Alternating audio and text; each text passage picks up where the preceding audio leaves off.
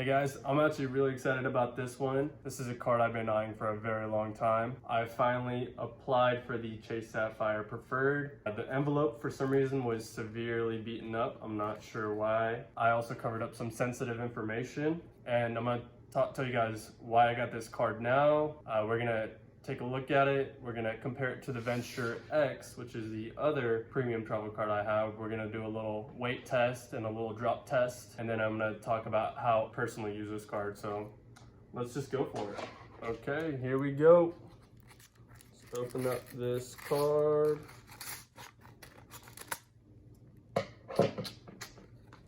All right, so I just opened up the top. Let's see what's in here. Okay, let me make sure there's nothing sensitive on here. Okay, so here is the Chase Sapphire Preferred card. All right, let's do a little bend test. Then we'll do a drop test. So the Chase Sapphire Preferred, or the CSP, is known as the best beginner travel card by many. And currently, this is my second Chase card. I also have the Chase Freedom Unlimited, which gets me 1.5% on everything, 3% on dining, 3% at drugstores. But mostly I just use it for the 1.5% on everything. It's just, I don't really think about it. I can just use it anywhere. And it gets me the Chase points, which are very valuable. So I think I do really like the design. I like the lines that go through it in the blue, and you know what, it is very similar, like they both to the so it is very similar to the Venture X in the sense like they both have that blue gradient running through them, and I guess it's, you know, popular for cards right now, but I do like the extra lines that run through it, and I do like how it feels. We're gonna compare the weight later. Just from feeling it out, I think that the Venture X is a little heavier. Okay, let's do that drop test we were talking about. Let's start with the Chase. So I am gonna do this a little bit off camera because the cards do tend to flip over, and I'd rather not share my personal information online. So you guys will just have to believe me that I'm dropping the Chase right now. So that's the Chase. All right, let's do the Venture X. There's the Venture X. All right, let me do it one more time from a little higher up. There's the Chase Sapphire. All right, let's do the Venture from a little higher up. All right, let me know which one you guys think sounded better. Okay, let's check the weight. So the Chase Sapphire Preferred first.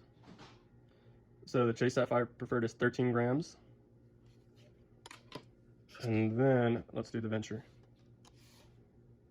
The Venture is 17 grams, according to this scale. Okay, now that we've looked at the card a little bit, I'm gonna talk about why I got the Chase Sapphire Preferred right now. So I got the CSP because of the elevated 80,000 point bonus. Now there is a 90,000 point bonus if you go into the branch and get the card there, but I applied through a pre-approved link that was sent to me in my Chase app. There's a reason why I did this, just to be safe. Some of you guys might know this, but Chase does have a rule called 524. That's if you apply for more than 5 cards in the last 24 months, they'll automatically decline you for a Chase card. And I have applied for 5 credit cards in the past 24 months. So Chase should have declined me automatically. But I've been reading a lot of posts on Reddit and other websites saying that Chase was waiving the 524 rule for this promotion. So I said, why not? Decided to apply for it. Let's see what happens. And I was approved immediately. So I'm glad I applied, because otherwise I would have probably waited another year to apply for it just to be under 524, but I was able to get the card. So the 80,000 point bonus as a statement credit would be worth 800. And if you use the Chase travel portal, the Sapphire Preferred does give you a 25% bonus. So that would mean that your 80,000 points would be worth $1,000 through the travel portal. But if you redeemed it through transfer partners, you could possibly get 2x. And you know, I'll make a video later about some of their travel partners and how and what some of the best value propositions on those are. So keep a lookout on that. Also, please hit the like button. It really does help your boy out with the YouTube algorithm. So it did come with a card member agreement, which talks about all the fine details about this card. And it also came with this, which talks about the limit they gave me. They gave me a very generous $17,300 credit limit. It also came with the APR, which I never planned on using, but it was 20.74%. No thank you. And then it came with this, which talks about some of the benefits, which is the $50 annual hotel credit, the 5x on travel purchases through the Chase portal, the 25% boost on travel through the Chase portal, the 3x on dining, which the Chase Freedom Unlimited also gets, and the 1x on all other purchases, and also the 3x on online grocery shopping, the 10% anniversary boost, which sounds better than it is. That means if you spend $25,000 on this card in a year, you'll get 2,500 points. You can think of it as a 0.1 on all your other categories. So instead of getting 3% on dining, you're getting 3.1% on dining. No foreign transaction fees, and then some travel and purchase protections that it comes with. One of those is the primary car insurance coverage that it comes with. That means instead of buying the car insurance through the rental company, if you use this card, it'll provide the insurance for your car, for your rental car, which is pretty nice. So the way I plan on using this card is mostly for the 3x online streaming. I'll probably use it for Netflix and Spotify. And then I'm gonna post some of the other streaming services that Chase covers. I might use it for the 3x dining, because technically you're getting 3.1% back on dining instead of the 3% that the Unlimited gets you. Honestly, it's a lot easier to carry the Freedom Unlimited, Chase Freedom Unlimited, because it gets you 1.5% back on everything else. So I only like to carry a few cards with me, and I don't think it's worth the 0.1% for just to use for dining, where I can use the Freedom Unlimited for dining and everything else. So that just makes it a lot easier.